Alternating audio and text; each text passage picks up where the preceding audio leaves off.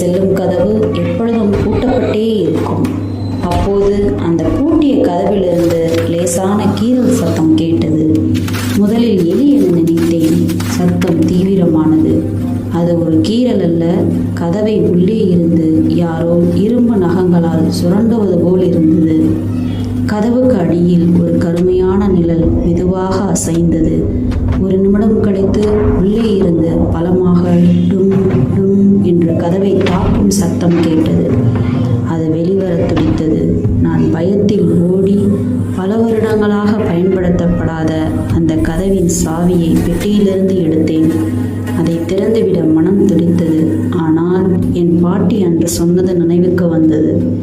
அந்த அறையின் சாவி பூட்டை திறக்க அல்ல, சீல் வைக்க. நான் உடனடியாக சாவியை பூட்டுக்குள் போட்டு திறக்காமல் என் கையில் இருந்த கூர்மையான பொருளால் பூட்டின் மீது வேகமாக ஒரு மர்மமான அடையாளத்தை கீறினேன். அந்த குறியீட்டை முடிக்கும்போது உள்ளே இருந்து வந்த சத்தம் சட்டென்று நின்றது. மாடியறை கதவின் பூட்டுக்குள் அந்த சாவி நிரந்தரமாக உடைந்து போய் சீலானது. நான் அதை திரும்பி பார்க்காமல் நிம்மதி பெருமூச்சுடன் வீட்டை விட்டு வெளியேறினேன். அந்த அறையில் பூட்டப்பட்டிருப்பது எக்காலத்துக்கும் அங்கே